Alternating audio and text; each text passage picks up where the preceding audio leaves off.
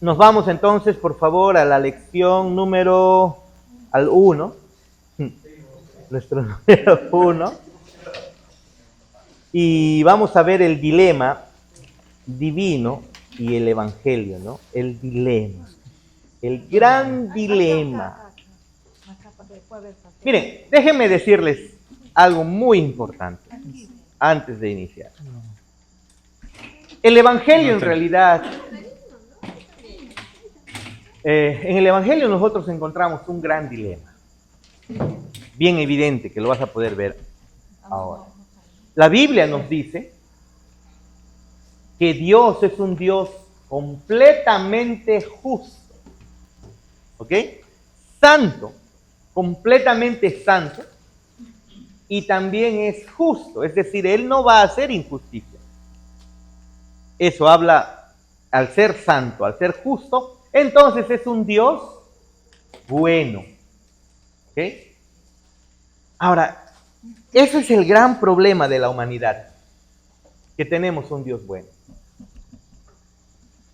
Porque un Dios bueno, un Dios santo, un Dios justo, ¿qué hace con seres que no son santos, buenos ni justos? Las Escrituras nos muestran que Dios, al ser santo, bueno, justo y perfecto, porque es un ser perfecto, eso también vimos en el primer discipulado, las perfecciones de Dios y la perfección de Dios, al ser un Dios perfecto, al ser un Dios santo, justo, perfecto, eso implica que en su naturaleza Él jamás hará algo injusto. No puede hacer algo injusto. Él ama la verdad. Y como parte de su naturaleza santa, justa, Él entonces tiene que odiar, ¿qué cosa? La mentira. ¿Sí?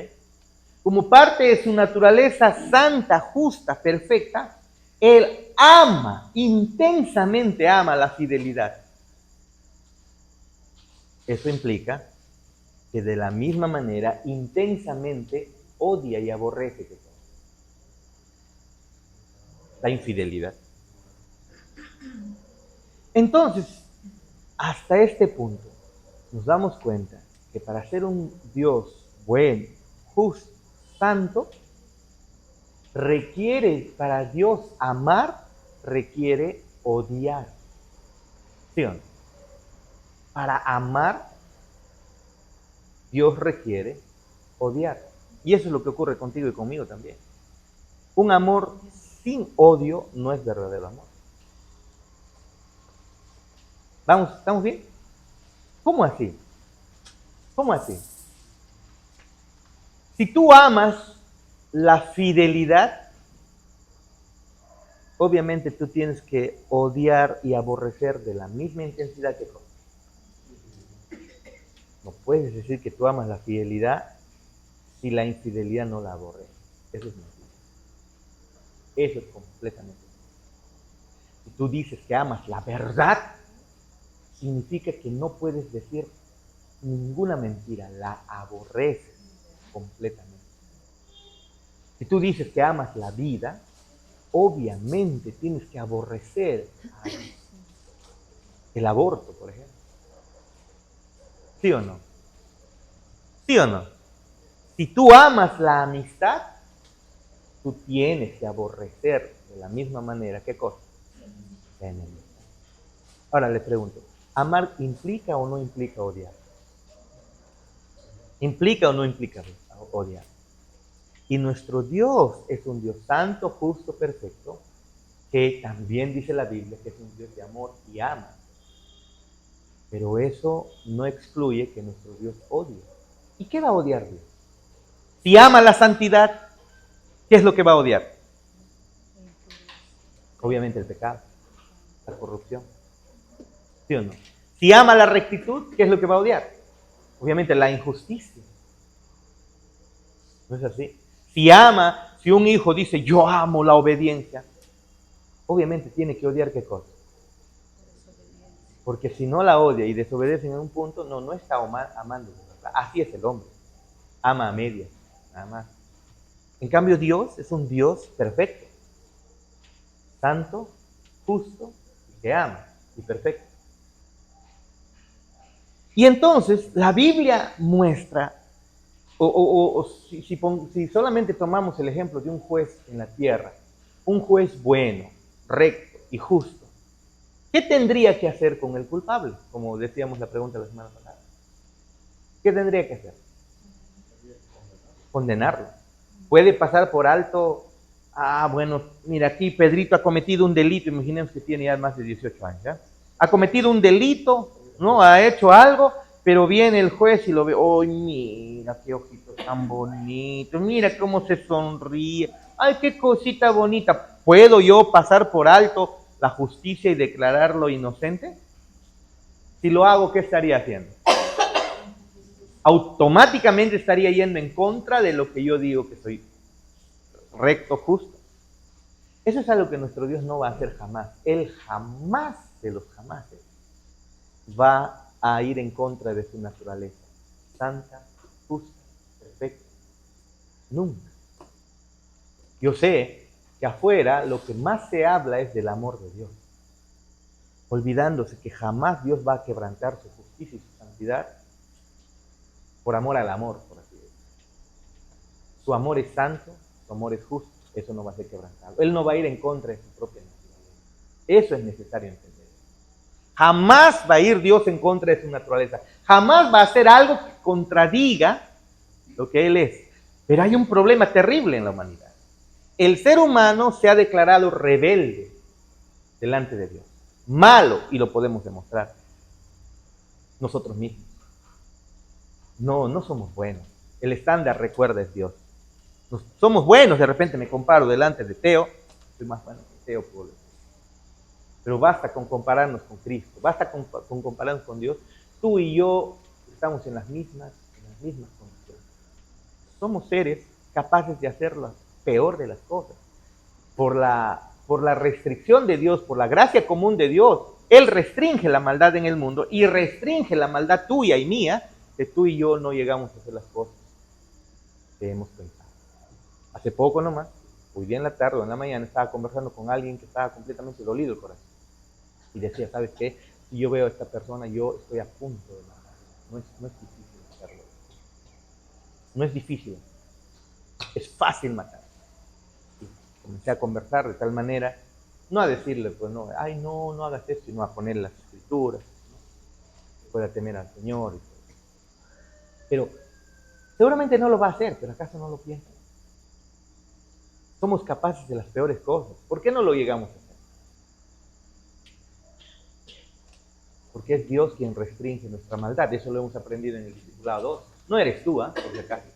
Porque si fuera por ti y por mí, damos rienda suelta a todo lo que queremos. En la parte sexual, en la parte económica, en la parte libertina, nos vamos de largo. Esa es la realidad. Esa es la verdad.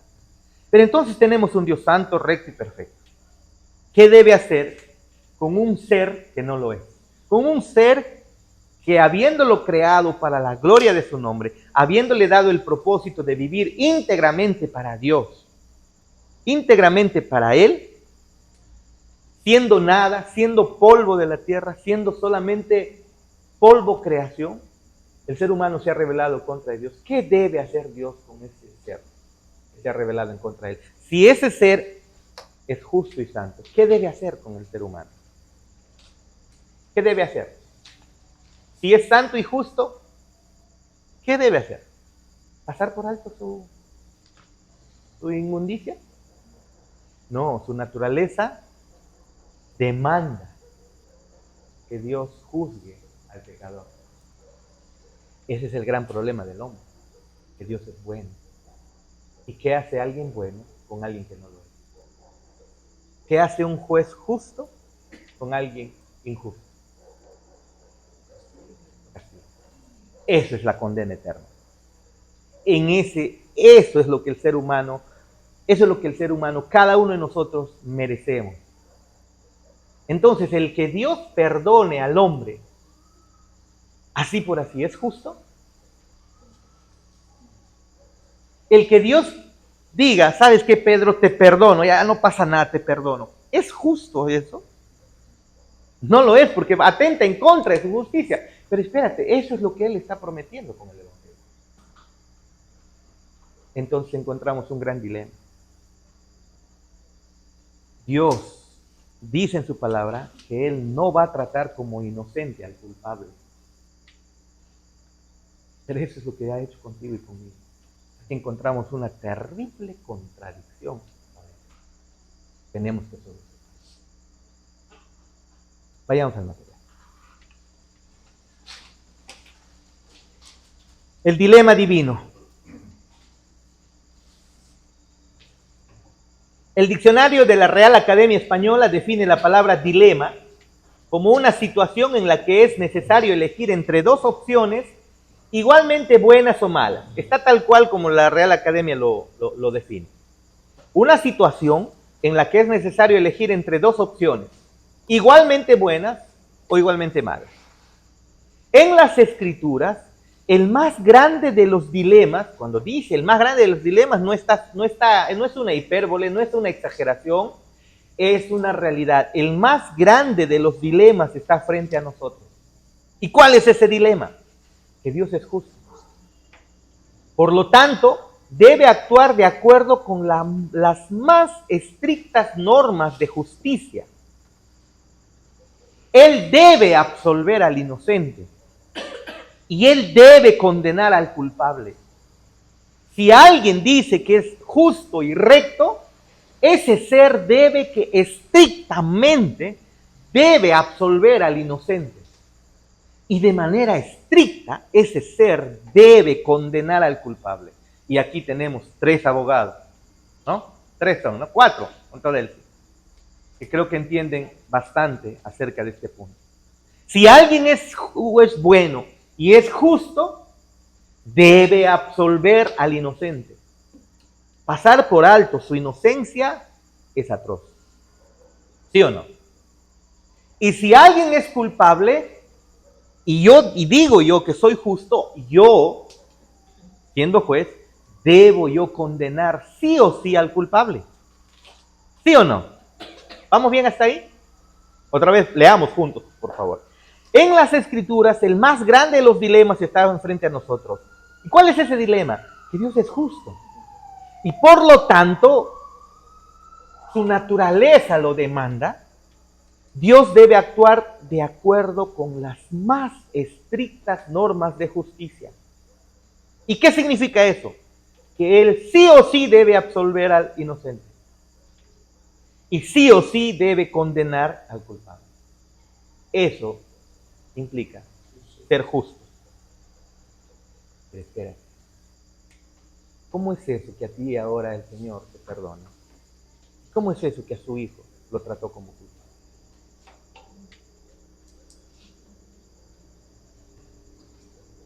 Es un dilema. Terrible. ¿Sí o no? Porque eso es lo que él ha hecho. Para que veas. ¿Se dan cuenta? Otra vez, estamos bajo la prensa. Por eso el primer discipulado es fundamental, porque ahí entendemos las perfecciones de Dios, la naturaleza de Dios. No puede Dios ir en contra de su naturaleza. En honor al amor. No, el verdadero amor no quebranta la naturaleza de Dios. Por eso, para hablar del amor de Dios, yo primero debo conocer al Dios santo, justo, recto. El amor está después. Pero eso no es lo que se enseña afuera, ¿no? Lo primero es el amor. No, macho y becho, todo el mundo nos amamos y Dios es amor y todo eso. No, en primer lugar es Dios es santo. Y su amor es santo, y su justicia es santa, y su ira es santa. Su condenación, la condena que Él da es santa. La misericordia es santa.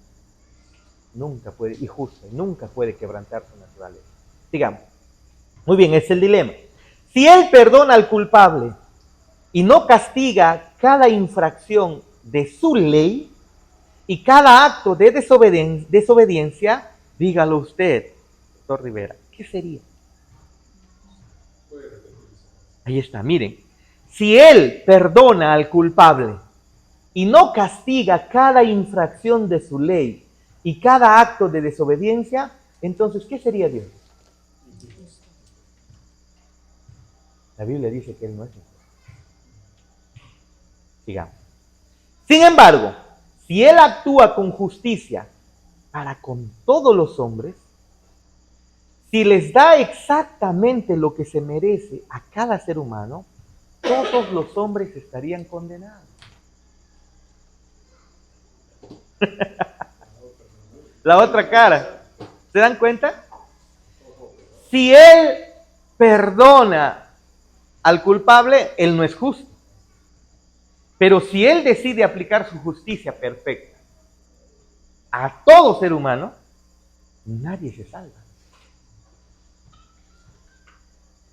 ¿Se dan cuenta del dilema? O sea, no estamos acá no se trata de que, ay, busca al Señor para que te bendiga, busca al Señor para que te dé un hijo, un esposo, un negocio. Absurdo. Esto es lo que importa. Este es en realidad el verdadero asunto que tú y yo debemos desentrañar y buscar descubrir. Déjame decirte, ni llevando este discipulado por toda la eternidad lo entenderás por completo. Exacto. Sigamos. ¿Cómo puede Dios ser justo y mostrar misericordia a aquellos que deberían ser condenados? Si Él muestra misericordia al hombre que es culpable, ¿cómo puede seguir siendo justo? ¿Cómo? Exactamente. Parafraseando las palabras del apóstol Pablo en Romanos 3:26, nos podemos hacer la pregunta: ¿cómo puede Dios ser justo y a la misma vez el que declara justo al hombre? ¿Cómo puede hacer eso Dios? ¿Cómo, hermano? Jonathan, creo que te das cuenta que los asuntos teológicos este es un asunto teológico mucho más importante que nuestra propia vida, que nuestros propios sueños y anhelos. ¿Se dan cuenta qué sucio y absurdo es tomar a Dios solo como un genio de la lámpara maravillosa, donde lo frotas y está ahí accesible para que te solucione tus problemas temporales? Qué bajo es hacer eso, ¿no?, al creador del universo. ¿Por qué Dios, pero no puede simplemente perdonar? ¿Por qué no lo puede hacer? Si eso es algo que Él nos ordena a nosotros hacerlo. ¿Por qué simplemente Dios no? Y sabes que hoy Jackie, y nos lo dice, ¿no? Víctor, Teo, perdonen, dice nuestro Señor. Nos llama a hacer algo, pero que Él mismo dice, no lo va a hacer, porque sería injusto. Es que aquí hay algo que necesitamos ver. Alguien podría preguntar, vamos al material. Alguien podría preguntar, ¿por qué Dios no perdona simplemente el pecado del hombre y ya? Suficiente. ¿Por qué no lo haría? ¿Por qué no lo hace? Si la Biblia a nosotros nos manda a perdonar con libertad, pregunta, ¿por qué sería malo que Dios hiciera lo mismo? Si Él nos ordena perdonar a nosotros con completa libertad, olvidando las faltas de los demás, ¿por qué Él no puede hacer lo mismo? ¿Cuál crees? Sin leer el material, pensemos un poco, porque eso nos ayuda bastante. ¿Por qué sería? ¿Por qué no es igual? ¿Por qué Dios no puede perdonar simplemente? Si Él nos ordena a nosotros perdonar, ¿por qué Él no lo puede hacer así de antes? Que hay una diferencia. Y la parábola de los dos deudores nos lo muestra. Las ofensas que vengan en contra de nosotros, de nuestro prójimo, de nuestra familia, de los seres humanos hacia nosotros, son ofensas que en realidad nosotros, aunque pudiéramos pensar que no la merecemos, somos seres imperfectos. Somos personas que constantemente estamos con el puño levantado en contra de Dios. Y cuando viene alguien a ofenderme, eso tú no lo puedes comparar con la ofensa que tú haces delante del Dios, creador del universo. Tú no puedes comparar, yo no puedo comparar la ofensa que Él me haga, cualquier ofensa que Él me haga a mí, y ponerlo al mismo nivel a la ofensa que yo le hago a Dios, al Creador. No es igual, porque Él está ofendiendo a un ser injusto como yo, un ser no recto como yo. Es más, la ofensa que Él me haga es poca, yo merezco el peor de los desprecios de cada ser humano. La Biblia muestra, no hay justo ni a un uno. Todos merecemos lo peor de lo peor. A veces nos enojamos porque las personas nos levantan falso testimonio. ¡Qué barbaridad! ¿Cómo es posible que estén hablando así de mí? Espérate. Analiza mejor. Si esa persona supiera la verdad de ti, tal vez está inventando algunas cosas, pero el asunto tuyo es mucho más serio. Tus suciedades son peores, que si realmente esa persona las sabría, quedarías mal parado. Solo te acusa de las cosas que no sabe. Pero si realmente descubrimos cada uno de nuestros corazones, quedaríamos completamente mal parados delante de todos. Y las acusaciones que nos hagan en realidad son pequeñas, comparado a lo que realmente sí somos delante de Dios, incluso delante de los hombres. Ejemplo de ello, ustedes al ser un grupo donde no han estado en el discipulado anterior y no han escuchado estos ejemplos, lo voy a volver a hacer. Guadalupe, te ponemos un cable de audio y video en Full HD, 4K, 8K creo ahí, y lo conectamos a tu mente y lo proyectamos aquí en una pantalla gigante con audio y video. Y comenzamos a proyectar todo lo que has pensado. No solo cuando has estado con las personas, sino en tu soledad. Los pensamientos más escondidos, lo que has querido hacer, lo que has deseado, las cosas que has querido actuar, las cosas que has pensado de las personas, las cosas que has querido hacer en contra de las personas de repente. Que no, seguramente, que obviamente no lo llegaste a hacer de repente. Pero ¿te gustaría que pongamos en audio y video todos tus pensamientos? ¿Quedarías bien parada, Guadalupe? Honestamente no. Pero mira, ese ejercicio lo podemos hacer con cada ser humano, inclusive con Pedrito. ¿Qué pecados puede tener Pedrito comparado con nosotros? Es un muchacho de apenas 8, 9, 10 años, ¿no? 11 años.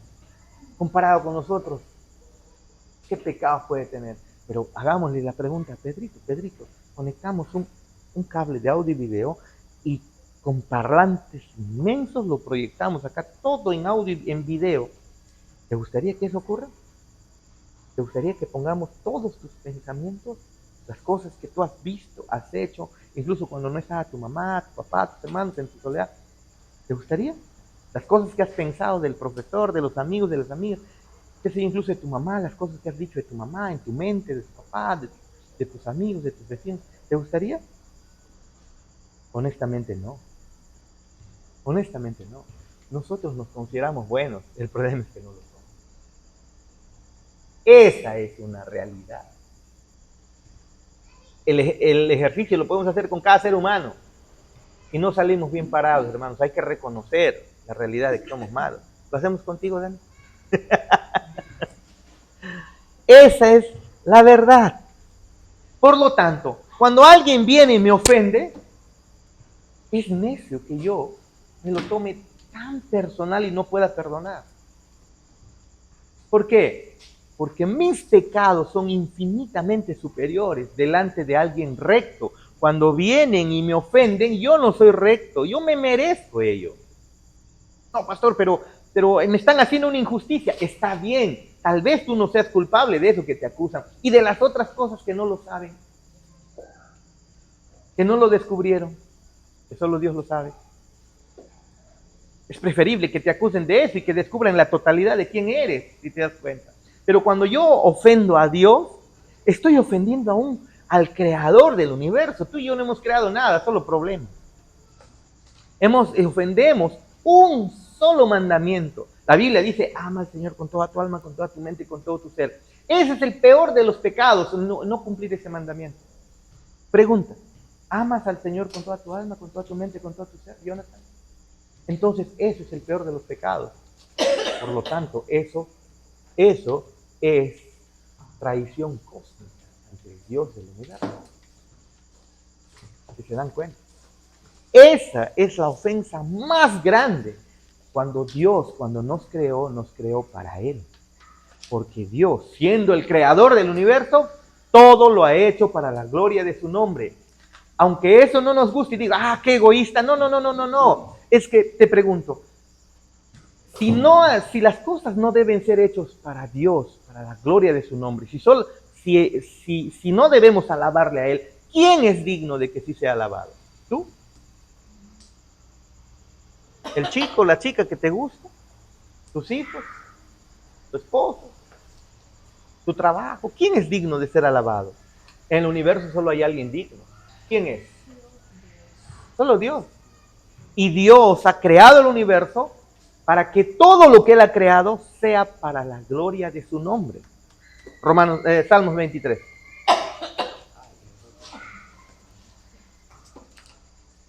Vamos a tener que terminar la clase. Salmos 23.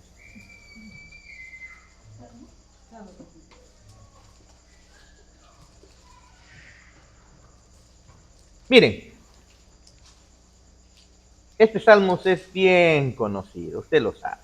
Creo que hasta lo puede recitar de memoria. ¿No? Jehová como nuestro pastor, qué hermoso. Mira lo que dice David. Jehová es mi pastor. ¿Qué dice? Nada me faltará, qué hermoso. En lugares de delicados pastos me hará descansar. Junto a aguas de reposo me pastoreará. Confortará mi alma. Me guiará por sendas de justicia. Espérate, mira, Él es mi pastor. No me va a hacer faltar nada. Me va a pastorear en lugares delicados. Me va a hacer descansar ahí. Junto a aguas de reposo me va a llevar. Va a confortar mi alma. Me va a guiar por sendas de justicia. Y todo lo va a hacer por amor a mí. Porque Dios me ama. Por eso me va a pastorear y no me va a hacer faltar nada. ¿Eso dice Guadalupe? Ah, te das cuenta que Dios no hace nada por amor al hombre en realidad. ¿Por amor a quién lo hace? Vamos, responde. ¿Por amor a quién lo hace? A sí mismo. Dios no hace... Esa frase que dicen, ay, tú eres el centro del amor de Dios. Dios hace todo lo posible por ti. Si Dios en realidad tú eres si Dios a ti te ama más que a nadie, entonces tú eres Dios. Y Dios es un idólatra. Dios no va a amar a nadie por sobre encima de Él mismo. Dios se ama a sí mismo por sobre encima de todo el mundo. Y eso es bueno y justo. Porque cuando Dios lo hace todo para la gloria de su nombre, cuando Él se ama a sí mismo, Él está haciendo algo justo. Cuando Él viene y dice, yo soy el mejor de todo el mundo, si yo lo digo, eso es prepotente, es tomado, obviamente tiene que ser tomado como algo mal de la cabeza, ¿no? Que hombre muy, no, claro, egocéntrico. Si aparece por aquí Teo, dice, yo soy lo más hermoso del mundo. Es mentira. Acá estoy yo. Pero cuando viene Dios y dice, yo soy lo mejor del universo, yo soy lo que el universo necesita, ¿Él está siendo mentiroso, está siendo egocéntrico o está diciendo verdad? Y entonces Dios ha creado el universo para hacerlo, para que ese universo glorifique su nombre. Y entonces cuando te bendice, como dice el Salmo 23 acá, cuando te pastorea, cuando te guía, Él lo hace por amor a sí mismo. ¿Y el beneficiario quién es? Nosotros. Cuando Dios lo hace todo para la gloria de su nombre, los beneficiarios somos nosotros.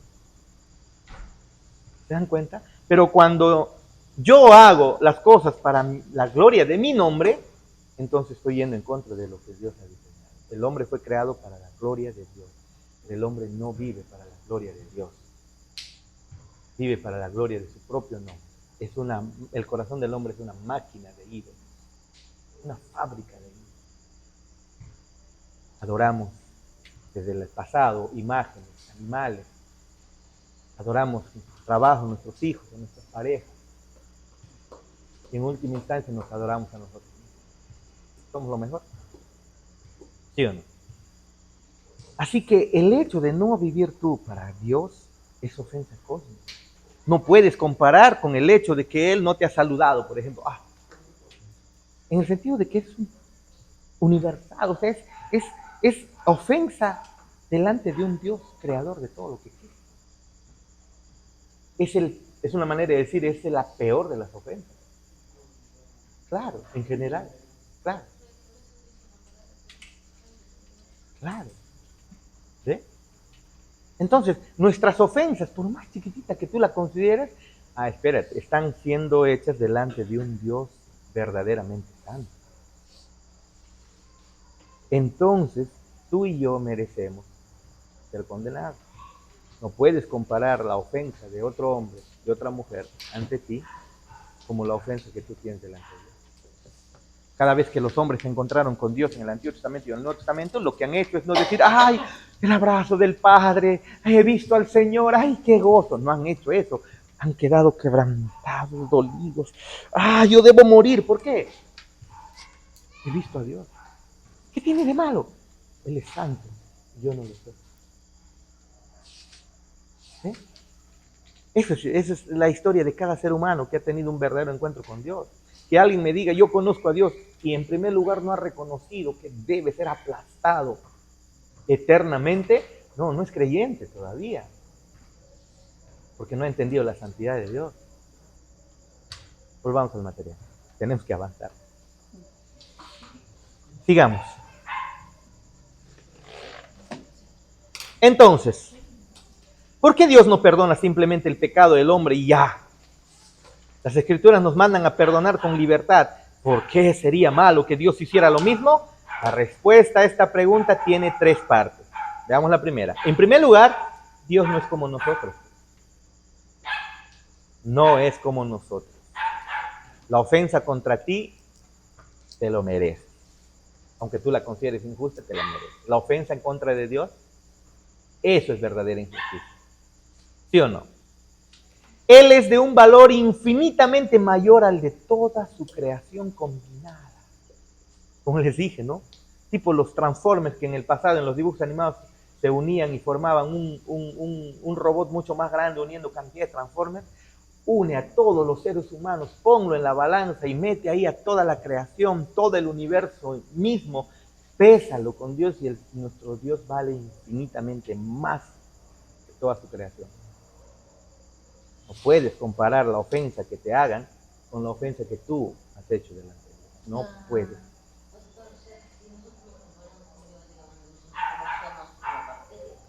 Ni siquiera como bacterias. No somos absolutamente nada. Absolutamente nada. Nada. ¿Se dan cuenta? Pedrito.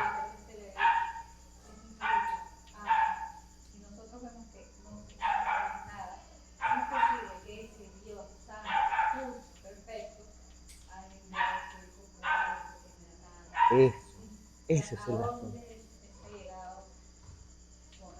Ajá.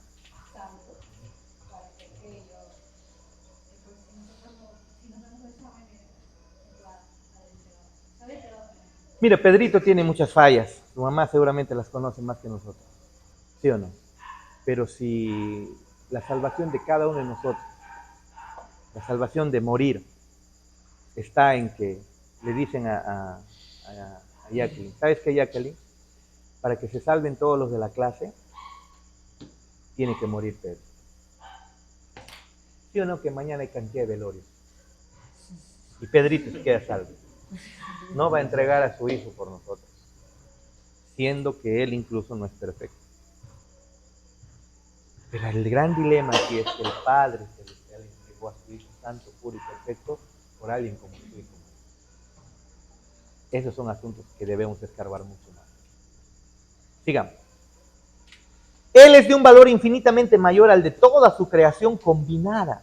Por lo tanto, no solo es correcto, sino también necesario para Él buscar su propia gloria y defenderla. Él ha hecho todo para la gloria de su nombre y, ¿sabes? Él va a defender eso. Él va a defender eso y punto.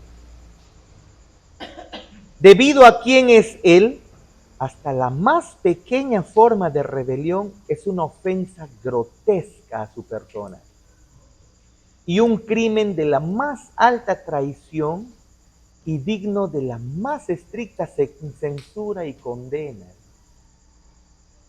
El asunto es que si no lo vemos así es porque estamos pensando que Dios, no estamos observando la santidad de Dios. En todo caso, tendríamos que volver al discipulado.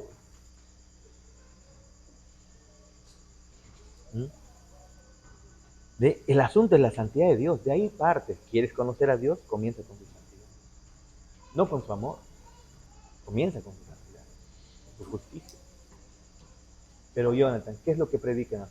¿Qué es lo primero que predican? Jesús te ama, sonríe, Jesús te ama. No es el mensaje de las Escrituras. No es sonríe, Jesús te ama. Es arrepiéntete.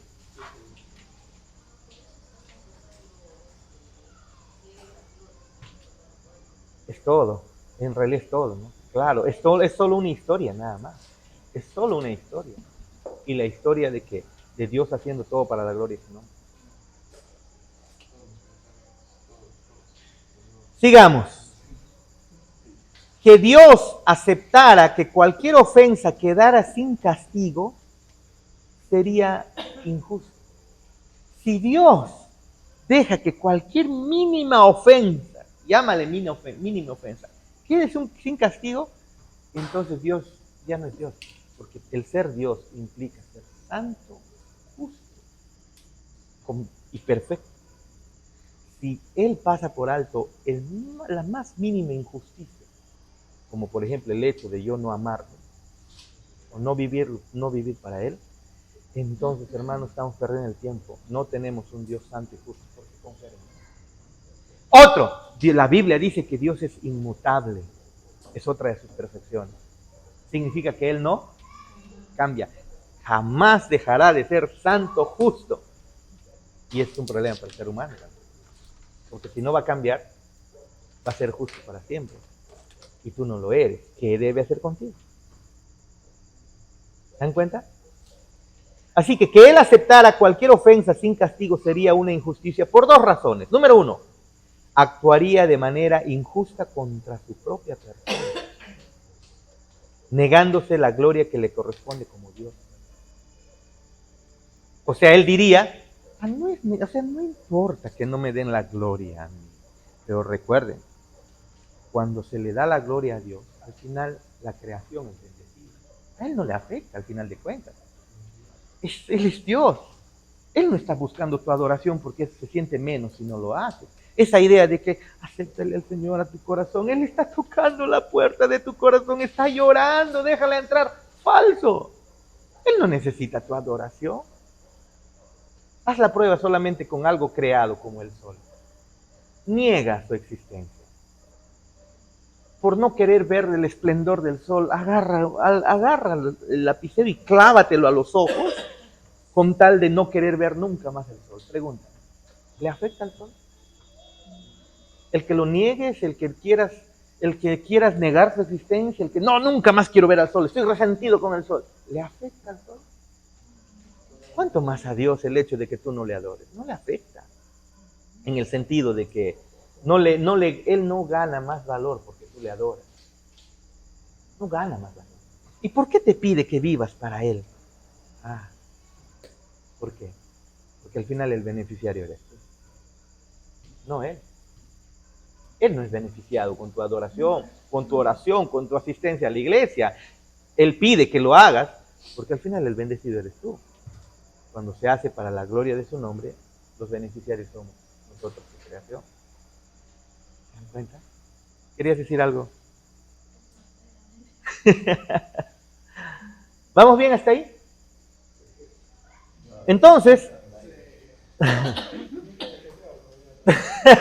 yo te dije que no ibas a dormir.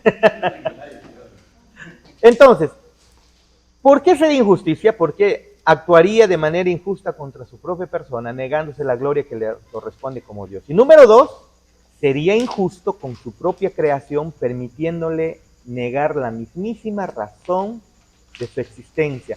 ¿Cuál es la razón de la creación? La gloria de Dios. Y hay una frase en latín que se acuñó en el tiempo de la Reforma. Soli Deo gloria. Solamente para la gloria de Dios es todo. Y así es la manera de vivir. Para la gloria de Dios. No para ti, no para mí, no para los hijos, la familia. No, es para la gloria de Dios. ¿Sí? Entonces, sería injusto con su propia creación, permitiéndole negar la mismísima razón de su existencia, la gloria de Dios, y correr de cabeza hacia la inutilidad. Cuando algo no es para la gloria de Dios, se hace inútil. Aunque a Dios no le afecta, porque no aumentas su valor para nada. Es más, ni siquiera Él necesitó crear el universo ni a los hombres. Él no es que Él se ha sentido solo y ha creado a Adán y Eva para que se multiplica, solo y ha creado a los ángeles para que le hagan compañía. No, déjame decirte que Dios eternamente habitaba en completa comunión, amistad, compañerismo. Por eso es imposible que Dios no sea tres. Porque eternamente en la Trinidad hay un compañerismo, una comunión perfecta, compañerismo perfecto. No, fuera de la Trinidad no necesita nada para nada. ¿Y por qué creó? Es que un creador crea. Su naturaleza es crear. Ay, ¿por qué el universo es tan grande? Debe haber vida por otros lugares. No creo que solamente en un puntito del universo haya vida. No creo, debe haber más vida. ¿No sabes por qué lo hizo tan grande? Él es grande. Él es glorioso. Punto. Nada más. Pues estoy buscando, dicen los científicos que han encontrado los planetas copias pirata de la Tierra. O sea, no tienen vida, pero tienen similitudes. Mira, ve, los elementos químicos que Dios ha creado, dijimos la semana pasada, yo entiendo, pienso, porque así la tabla periódica nos lleva a pensar así, que el hidrógeno dije que es un protón.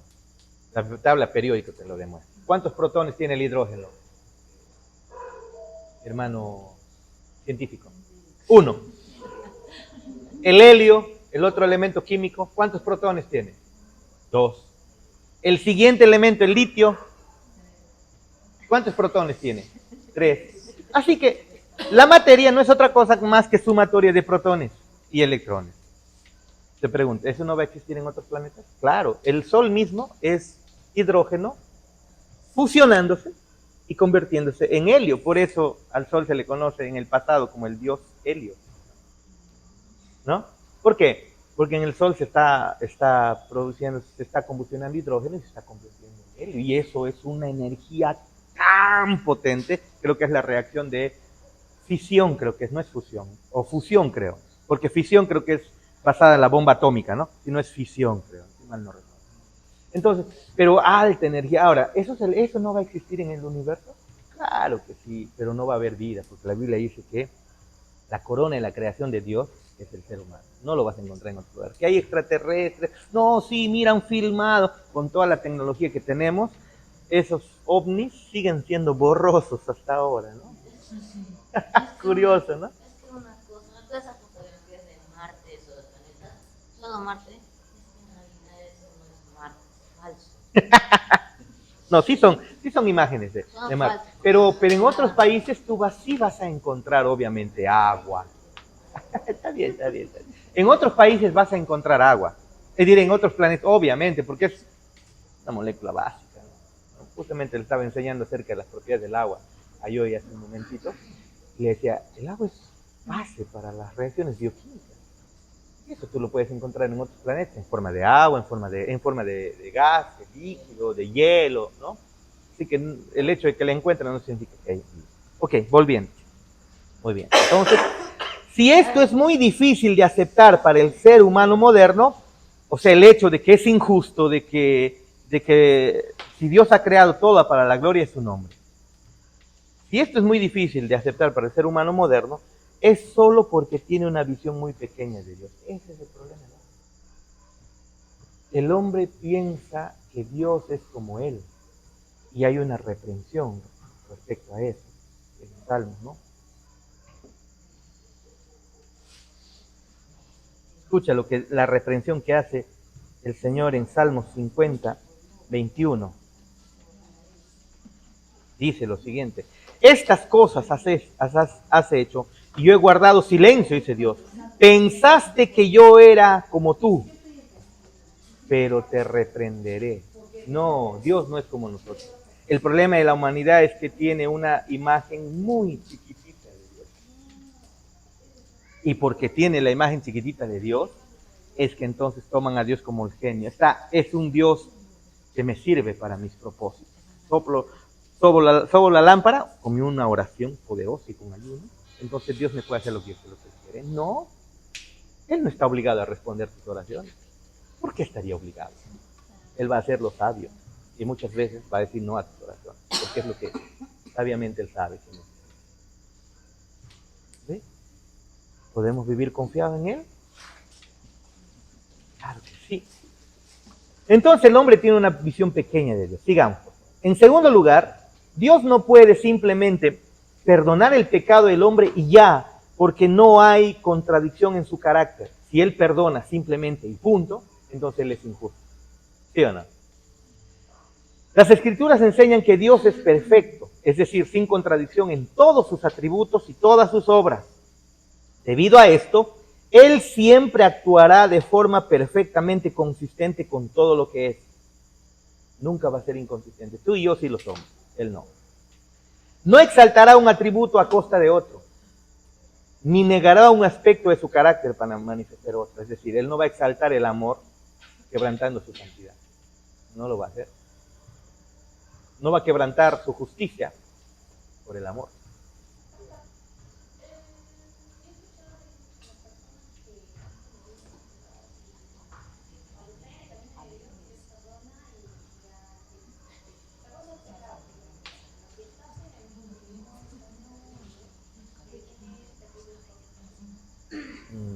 Ya, miren, Jesús siendo perfecto, le vinieron cosas terribles. En este mundo caído, el hombre nace al final para el sufrimiento. Esa es la verdad. El hecho de que nos hagamos creyentes no significa que todas las cosas se van a solucionar. En el sentido de las cosas temporales, ¿no? Yo me hago creyente, si yo me hago creyente porque estaba enfermo, no, esa no es la manera de venir aquí. Es la manera ingenua o qué sé yo, equivocada, ¿no? Hay personas que vienen y dan su testimonio. Yo estaba enfermo, pero un día le busqué al Señor y Él me sanó y desde ahí yo soy creyente. Hay que dudar de esa profesión de fe, por más que ahora haya cambiado su vida, incluso haya hecho pastor. Porque la manera de venir a Cristo no es a través de decir gracias porque me sanaste, sino gracias porque me salvaste. Porque vi mi pecado. No importa si me sano o no me sano, mi problema es el pecado, como veíamos la semana pasada. Eso es la enemistad contra Dios. Así que Él me salva, y claro, en su benevolencia, en su misericordia, en su bondad, muchas cosas puede solucionar de mi vida, muchas cosas buenas puede continuar en mi vida. En el caso, imagínate en Chana, mira cómo la ha bendecido, ¿no? con los negocios que tiene. Pero puede ocurrir que también no suceda. Pero si Chana pierde todo y sigue fiel y firme en el Señor, no ha perdido nada. No ha perdido nada. Pero si Chana gana todo el mundo y pierde a Dios, no tiene nada. Sigamos. Entonces, las Escrituras enseñan que Dios es perfecto, sin contradicción, ¿no es así? Y veíamos, no exaltará un atributo a costa de otro, ni negará un aspecto de su carácter para manifestar otro. Él es amoroso, Él es compasivo, Él es sufrido. Sin embargo, no te olvides, también es santo, recto y justo en todas sus obras y juicios. No puede negar su santidad en nombre del amor. Y no puede ignorar su justicia para ejercer misericordia. Así por así. Muchos evangelistas bien intencionados han enseñado erróneamente que en lugar de ser justo con el hombre pecador, Dios ha determinado ser amoroso. Sin embargo, la conclusión lógica de esta mentira es que el amor de Dios es injusto, o que Él es capaz de volver la espalda a su propia justicia en nombre del amor. Pero Dios es inmutable, ya dijimos. Y Dios no puede ir en contra de su justicia. En nombre del amor, no. ¿Se dan cuenta? Porque el verdadero amor es santo, justo. Amor que no es santo y justo no es amor. Sigamos. Esta declaración revela una ignorancia de los atributos de Dios, que es lo que se aprende en el primer discipulado. La maravilla del Evangelio no es que Dios haya elegido el amor en lugar de la justicia, sino que Él fue capaz de permanecer justo al otorgar perdón en amor. Este dilema se soluciona en la cruz, donde Dios perdona al pecador, atribuyéndole su pecado a su Hijo, justo y santo. Y entonces Dios absuelve al pecador, a quien se le imputa la justicia de su Hijo, y castiga a su Hijo, a quien se le imputa el pecado del culpable. ¿Se dan cuenta? como les dije en el discipulado anterior, con mucho cuidado lo tienes que escuchar. Al final de cuentas, al final de cuentas Dios no perdona. No. Si tú miras el pecado imagínate como una deuda, Dios nunca perdona una deuda. No lo perdona. ¿Cómo así? Es que si tú tienes la deuda delante de Dios, es decir, tú tienes tu pecado, Él, claro, te ofrece el perdón, tu deuda es perdonada, pero esa deuda queda como un activo. Si Él la pasa por alto, entonces Él no es justo. ¿Qué es lo que Él hace? Alguien tiene que pagar esa deuda. ¿Y sobre quién lo cargó? Te pregunto, ¿al final Dios perdona las deudas? No. Nuestro Dios es alguien que se las cobra.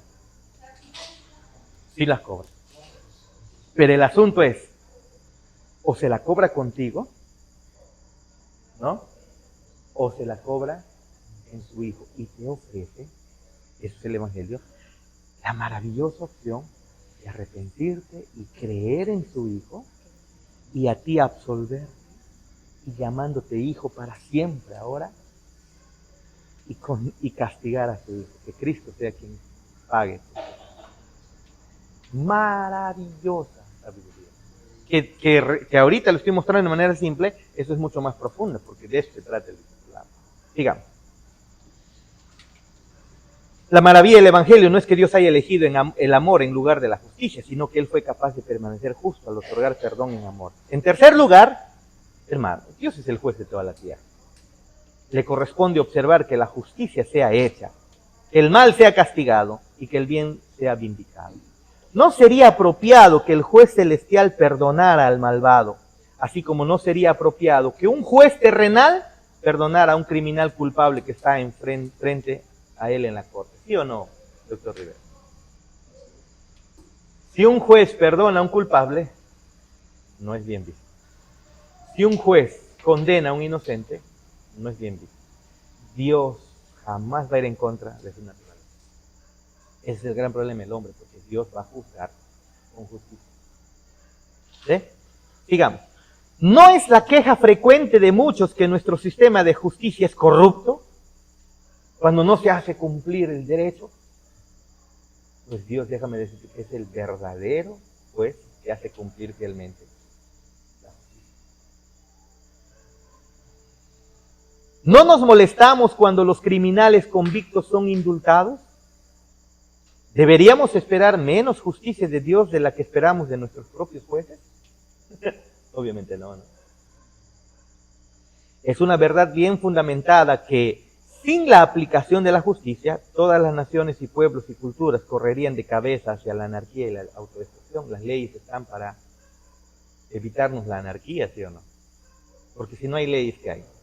Un ejemplo de eso en casa, cuando papá y mamá no saben poner reglas con sus hijos. Una anarquía en casa, un caos total. Por eso es que parte de Dios proteger a su creación, es que puso padres, para que los padres sepan corregir a los hijos, los disciplinen y les pongan reglas y aprendan a vivir bajo estas reglas. Usted sabe que cuando los hijos crecen sin reglas, los hijos al final terminan destruyendo. ¿Sí o no? Sigamos. Si Dios ignorara su propia rectitud, si otorgara perdón sin satisfacer la justicia, y si no hubiera un juicio final de la maldad, la creación no lo soportaría. Si Dios no juzgara la injusticia del hombre, la creación se caería en destrucción total. Eso es lo que dice. Pero avancemos rápido esto para poder no quedarnos muy cortos, ¿sí? El dilema presentado en las Escrituras. La Biblia te muestra este dilema. Posiblemente la pregunta más grande de todas las Escrituras es: ¿cómo puede Dios ser justo y aún así mostrar justicia a aquellos que deben ser condenados? ¿Cómo es que Dios es justo cuando te perdona? Esa es la pregunta. ¿Cómo puede ser justo y el que justifica al hombre pecador? ¿Cómo es que Él sigue siendo justo y a ti declararte justo también? Pero la Biblia dice que Él hace eso. ¿Cómo lo hace? ¿Cómo es que eso, al final, cómo encajamos eso? ¿Cómo solucionamos ese problema?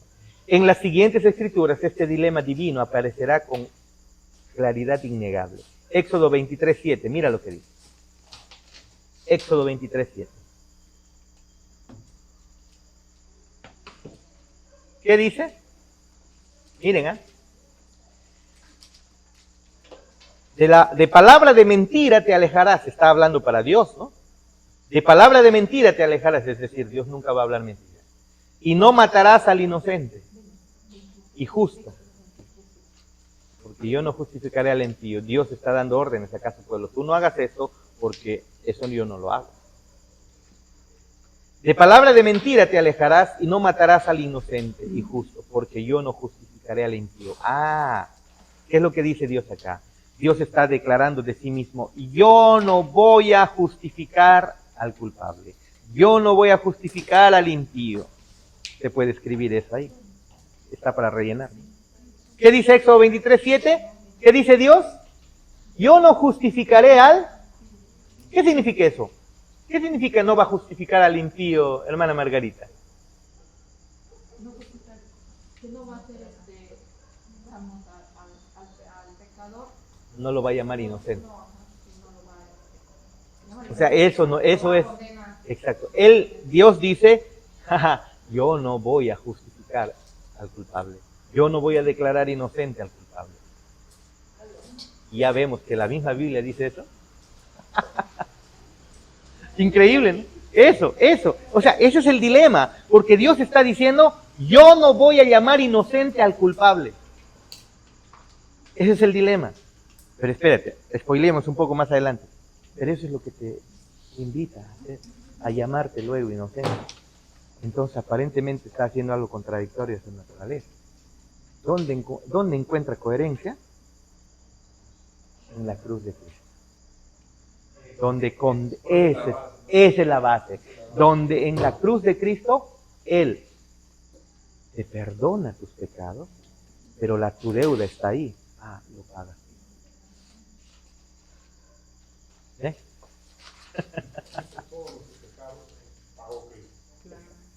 No de toda la humanidad, por acá. De los que se arrepienten.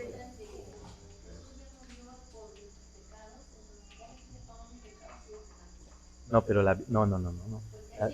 Sí, es cierto. Incluso hay no sé si se acuerdan de Jesús de la Cruz Miranda, el que decía ser Jesucristo, hombre, que ya murió de cáncer.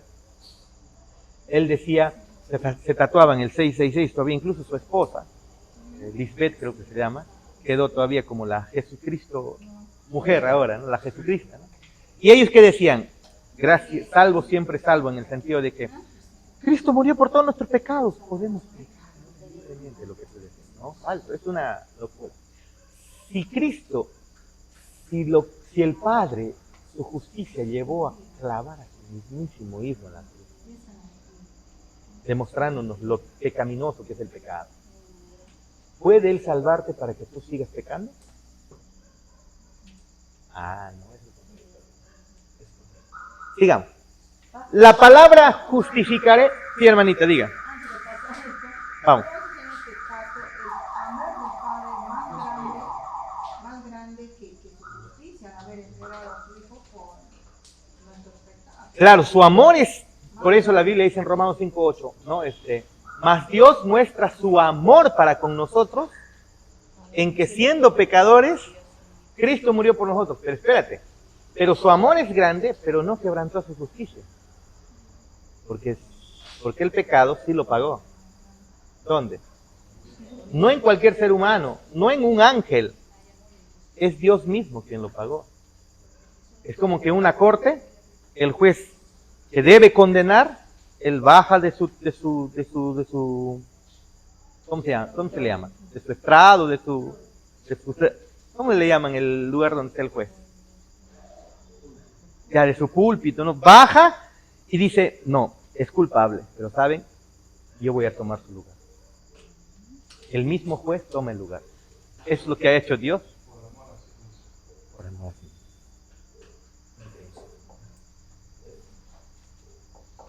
¿Cómo nos compró?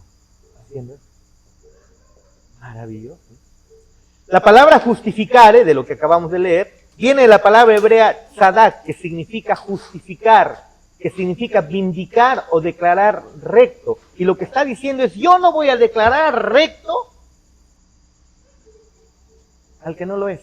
Eso es lo que está diciendo. Pero ya dijimos que al final sí lo hacen. Pero eso tiene comunión y coherencia, ¿dónde? En la cruz. Hermanos, eso es lo que cantamos, si se dan cuenta. ¿Acaso cantamos, yo te amo, repitiendo todo el rato, ay, ven tu presencia, tu presencia? ¿Qué es lo que cantamos, hermano?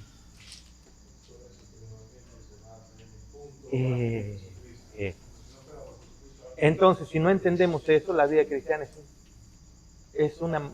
Puedes usar la fe para sacarle plata a la gente, para manipular sus mentes.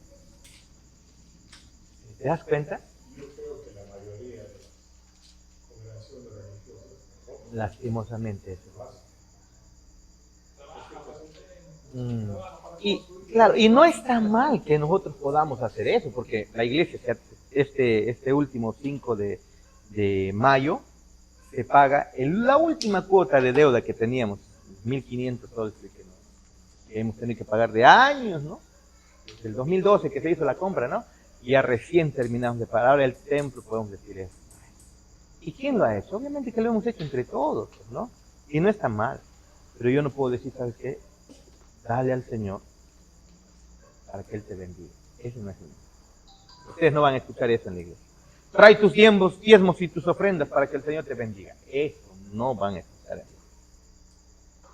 Si vas a traer tus diezmos, tus ofrendas, si vas a colaborar con tu causa, es porque Él es digno y lo hace por amor. No porque te condicionamos. Es muy diferente. Completamente diferente. B. ¿Cómo comunica esta profecía que el Mesías sería más que un hombre, que sería el Dios eterno? Romanos 4:5. Mira. Romanos 4. Romanos 4. Dice: mas el que no obra, si no cree en aquel que justifica al impío, su fe es contada por justicia. ¿Cómo es que una persona es salva? Creyendo en Cristo.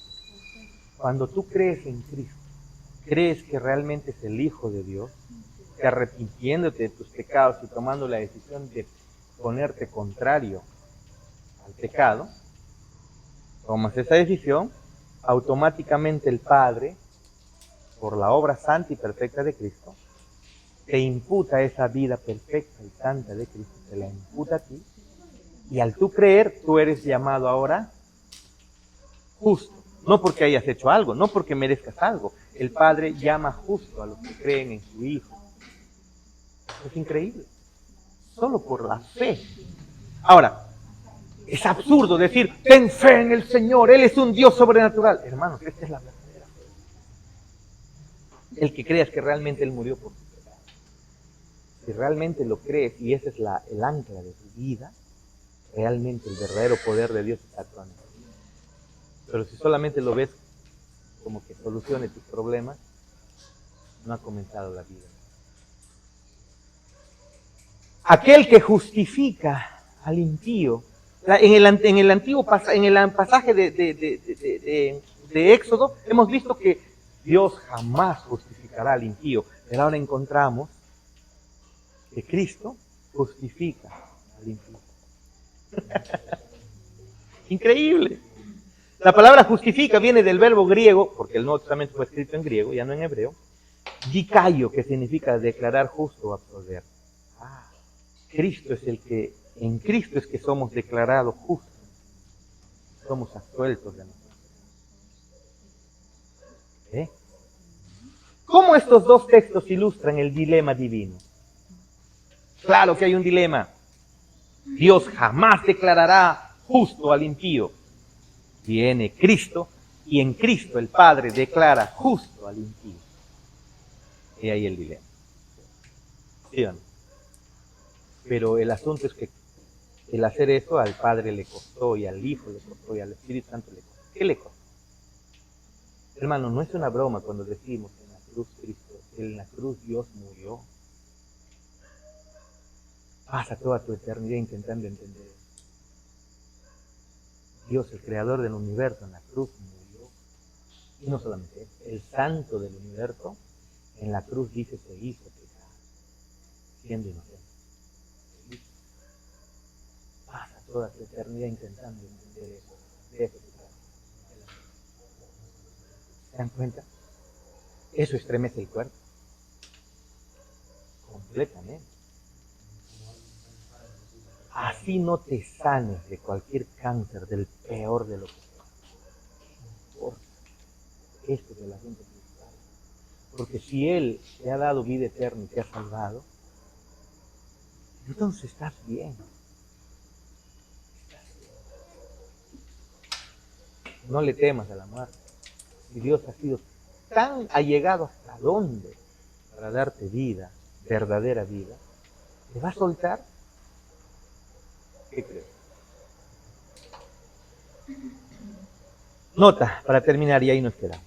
Éxodo 23:7 afirma claramente que Dios no absolverá o justificará al culpable, sino que actuará con perfecta justicia hacia él. Sin embargo, Romanos 4:5 dice, las Escrituras declaran enérgicamente que la gran esperanza de cada creyente es que Dios justifica al impío. ¿Cómo pueden ser verdad ambas de cara? Qué gran dilema, ¿no? Qué gran dilema. Nos quedamos ahí porque sé que no vamos a, pudiéramos ir de largo. Si pasamos al otro texto, peor, hermanos, nos vamos de largo. Puedo llorar a fe. Hermanos, estamos en la punta del iceberg. Esto es bien profundo. Y entonces te das cuenta que la vida espiritual, hermanos, no es un juego. Dios se lo ha tomado muy en serio. Yo te pregunto, ¿qué tan en serio te lo tomas? Nunca me he visto cuánto tiempo puede grabar mi Porque canal. si no lo haces, Con corriente, entonces sí puedo espérate, grabarlo. la Sabiendo omnipotencia que de Dios en tu contra, wow. me avisa, pastor. Yo no quisiera eso. Me avisa para cortar. Amén. Lo dejamos ahí. No hemos podido avanzar por tu culpa.